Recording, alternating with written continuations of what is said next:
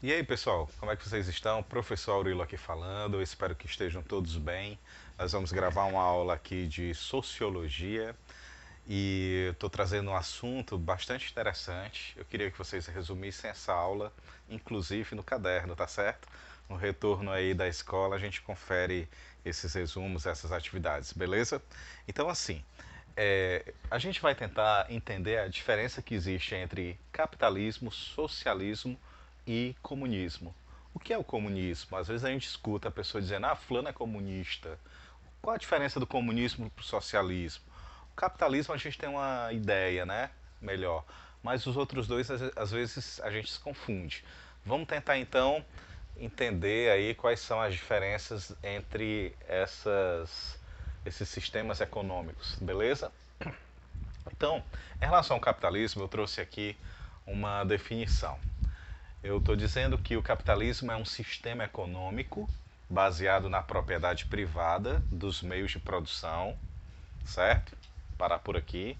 Então, o que é a propriedade privada? Antigamente, as pessoas elas tinham, nem todas tinham acesso às propriedades, por exemplo, aos bens de produção. Antes da Revolução Francesa, antes da Revolução Industrial, a propriedade privada pertencia a alguns grupos apenas, tipo a nobreza, o clero, né, a monarquia, os senhores feudais, não mais muito do que isso. Então, basicamente era isso. Depois da Revolução Industrial, surgiu a burguesia e uma nova classe que são os trabalhadores, né, os assalariados, que passaram a receber salário. Então, eles também puderam comprar suas coisas, né? Comprar sua casa, hoje em dia comprar seu carro.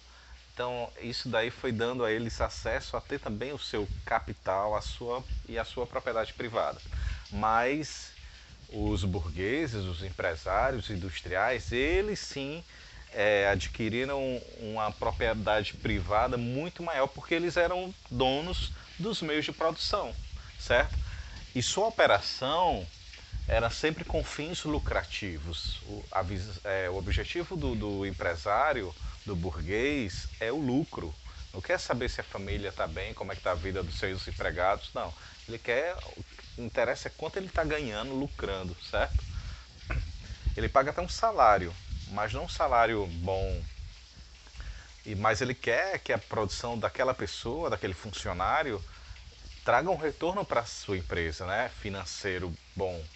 Né? Então, Karl Marx dizia que o povo precisa entender que é ele, né, os trabalhadores, que são eles que dão esse poder todo aos empresários, essa riqueza toda aos industriais, e que se eles se organizarem através de uma luta de classes, unidos, eles poderiam reivindicar melhores salários, por exemplo, né? Porque assim era muito desproporcional a riqueza dos empresários comparando com os trabalhadores, com os funcionários. E é verdade. Sem falar na diferença que existe hoje em dia ainda de salários para as mulheres. É inferior 30%, infelizmente, em média, às vezes. Está errado, né? Não deve ser assim. Mas ainda acontece. Então, as características centrais desse sistema incluem, além da propriedade privada, a acumulação de capital. Então, o interesse ao capital, o trabalho assalariado, né, a gente já falou, e a troca é uma troca voluntária. Então, o trabalhador ele vai lá livremente, não é obrigado, não é um sistema de escravidão. Né? Agora ele vai livremente e recebe o seu salário. E existe um sistema de preços, né, e mercados competitivos no capitalismo. Só que às vezes essa competição era um tanto injusta. Um grande empresário assim consegue comprar coisas em grande quantidade e às vezes por um preço menor e vender por um preço mais barato. Já, por exemplo, o dono do mercadinho, coitado, não consegue competir com o supermercado, né, que ele compra em pequenas quantidades. Então o preço não vai ser tão baixinho com desconto como aquele empresário grande recebeu. Ele não consegue competir, passar um preço competitivo para as pessoas. É às vezes desleal, é injusto, né? Mas é assim. Sobrevive os mais espertos, os mais que tem mais artimanha nessa coisa de mercado de trabalho. Ok? Então, assim, é um sistema que explora demais o trabalhador. Aqui essa imagem resume muito para mim, né? Onde tem o pobre lá, coitado, tentando tirar do seu sustento. E mesmo assim, o empresário sugando o que pode, ou então o governo, né? Sugando o que pode desse trabalhador. Através dos impostos, por exemplo.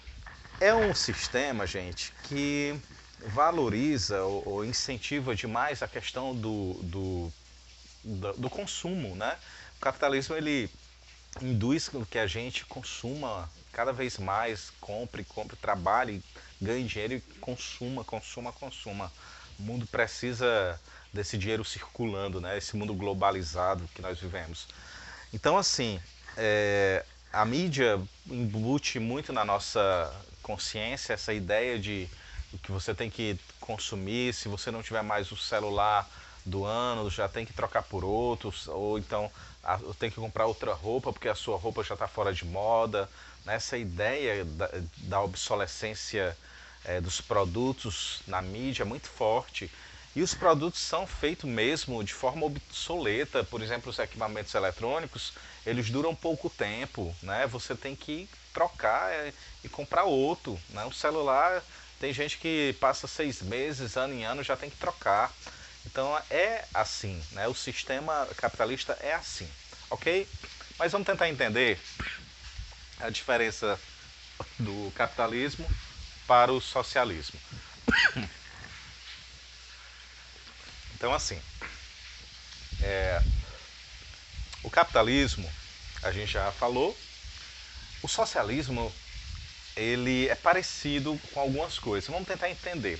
Para começar, eu diria que não existe um país 100% capitalista. Os países capitalistas, eles têm um pouco do socialismo. Não existe país 100% socialista. Eles têm um pouco do capitalismo, por exemplo, certo? Por exemplo, a China é um país socialista. Mas para que exemplo de país mais capitalista do que a China? Nós somos um país capitalista, os Estados Unidos é um país capitalista, mas existe a figura do Estado, que é uma característica do socialismo que controla a sociedade. Porque a ideia do socialismo era deixar as coisas mais igualitárias. E não iria existir no socialismo propriedade privada. Tudo seria do Estado, como é o caso na Coreia do Norte. O Estado é que determina o salário das pessoas, é que divide igual a produção para as pessoas. A ideia socialista é boa por um lado, né? Não existiria desigualdade social, pobreza, ricos e pobres. Não, seria todo mundo igual. Essa era a ideia. E o Estado administraria, por exemplo, as empresas, seriam estatais, né? Então eu tentei fazer aqui um rápido esboço aqui da diferença entre eles. No capitalismo a gente já viu que a economia de mercado existe a livre concorrência, né? Existe as propriedades privadas, existe a questão do lucro, do trabalho assalariado, né? Existe essa divisão social de burguesia, proletariado, né? Empresários e trabalhadores. Já no socialismo não existe essas classes sociais, existe uma sociedade igualitária, isso é bom, né? Seria bom. O trabalho seria pago de acordo com as necessidades da pessoa, né? Seria mais justo, né? E as empresas estatais, elas seriam públicas, né? As empresas seriam públicas, seriam do Estado, estatais, com uma economia bem centralizada. Essa é a ideia do socialismo, né? Então, assim, no Brasil a ideia às vezes de não é mais privatizar, é vender as empresas que pertencem ao governo, né? Vendê-las. Então o governo perde um pouco assim, essa autonomia em vários setores quando ele tenta privatizar, né? Então vamos lá. Já o Estado não, valoriza essa coisa do público, né? E não do privado. Vamos lá. O comunismo, para a gente entender, seria a última etapa, né, nesse sistema assim. Então, o socialismo viria para combater o capitalismo, né, tirar essa coisa da propriedade privada, da burguesia, dos empresários.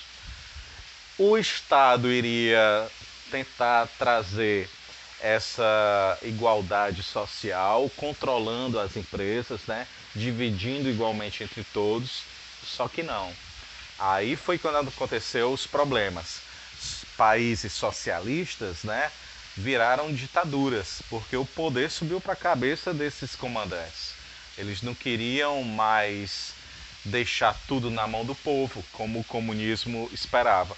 Pelo próprio nome, né, comunismo vem de comum. Tudo seria em comum, não tinha mais a figura do Estado ou do empresário. Era o povo que iria administrar, né? Seria tudo igual, administrado pelo povo. Então isso é uma ideia boa, bacana.